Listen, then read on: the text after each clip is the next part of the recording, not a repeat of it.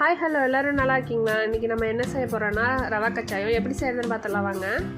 200 gram ரவை போட்டிருக்கேங்க, 150 gram சர்க்கரை, இது ரெண்டையும் ஒன்றா சேர்த்து ஊற வச்சுக்கலாம். ஒரு 10 நிமிஷம் ஊறணும். கொஞ்சமாக தண்ணி ஊற்றி நல்லா மிக்ஸ் பண்ணி ஊற வைங்க. நல்லா ஊறட்டும். பாருங்கள், கட்டி விழாமல் நல்லா மிக்ஸ் பண்ணிக்கலாம். சர்க்கரை நல்லா கரையணுங்க, அதுக்கு தான் நம்ம ஊற விட போகிறோம். ரவையும் நல்லா ஊறினா நல்லாயிருக்கும். இப்போ பாருங்கள், நல்லா மிக்ஸ் பண்ணியாச்சு. ஒரு 10 நிமிஷம் மூடி போட்டு ஊற விட்டுக்கலாம். இப்போ பார்த்தீங்கன்னா ஊற விட்டதுக்கப்புறமா பாருங்கள் ரெடி ஆகிடுச்சு. 10 நிமிஷம் ஆயிடுச்சு. இப்போ நம்ம இதை நல்லா மிக்ஸ் பண்ணி எடுத்துக்கலாம். அங்கே பாருங்கள் நல்லா கொல கொலன்னு இருக்குது. சர்க்கரை நல்லா ஊறிடுச்சு. இப்போ பார்த்தீங்கன்னா ஒரு 200 கிராம் மைதா போட்டுக்கலாங்க. போட்டு நல்லா மிக்ஸ் பண்ணிக்கலாம். நல்லா கட்டி விழாமல் நல்லா மிக்ஸ் பண்ணி எடுத்தாச்சுங்க. உங்களுக்கு கெட்டியாக இருக்குன்னா கொஞ்சம் தண்ணி ஊற்றிக்கோங்க. நல்லா மிக்ஸ் பண்ணியாச்சு. இப்போ பார்த்தீங்கன்னா இதில் ஏலக்காய் 4 ஏலக்காய் தட்டி போட்டிருக்கேங்க, ஏலக்காய் வாசத்துக்கோசரம். அப்புறம் இது பார்த்திங்கன்னா சமையல் சோடாங்க, இது கொஞ்சமாக போட்டு ஒரே ஒரு சிட்டி அளவுக்கு உப்பு போட்டிருக்கேங்க.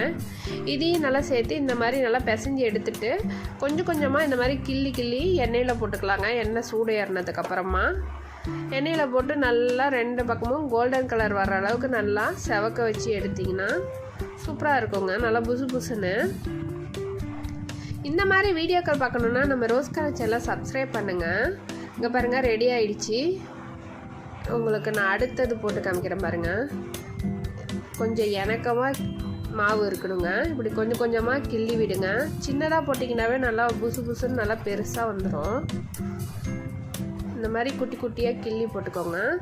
எண்ணெயை வந்து இதமான சூட்டில் வச்சுக்கோங்க. ரொம்ப ஹையில் வச்சிங்கன்னா மேலே தீஞ்சிடும், உள்ளே வேகாது. கரெக்டான வெப்பத்தில் வச்சு நல்லா எண்ணெயில் கிள்ளி விட்டிங்கன்னா நம்ம மாவு கரெக்டான பதத்தில் இருக்குன்னா நல்லா புசு புசுன்னு நல்லா எண்ணெயில் எப்படி பிறண்டு வருங்க. அதே மேலே மிதக்கிற அளவுக்கு நல்லாயிருக்கும். கரெக்டான மாவு பதமாக இருக்கணும்.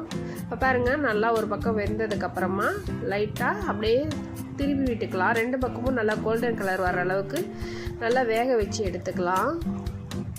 நீங்களும் ட்ரை பண்ணி பாருங்கள். ட்ரை பண்ணி பார்த்து எப்படி இருந்துச்சுன்னு எனக்கு கமெண்ட் பண்ணுங்கள். மறக்காமல் ரோஸ்கான சேனலை சப்ஸ்கிரைப் பண்ணுங்கள். பாருங்கள் நல்லா மிக்ஸ் பண்ணி எடுத்துக்கலாம். இப்போ பார்த்தீங்கன்னா கோல்டன் கலர் வந்துடுச்சு. இப்போ நம்ம இதிலேருந்து எடுத்துடலாம். இப்போ பாருங்கள் ரவை கச்சாயம் ரெடி ஆகிடுச்சு. நல்லா மெதுவாக இருக்குங்க. பிள்ளைங்களுக்கெல்லாம் செஞ்சு தாங்க, நல்லா சாப்பிடுவாங்க. நீங்களும் ட்ரை பண்ணி பார்த்து எப்படி இருந்துச்சுன்னு எனக்கு கமெண்ட் பண்ணுங்கள். மறக்காமல் ரோஸ்கான சேனலை சப்ஸ்கிரைப் பண்ணுங்கள். ஓகே.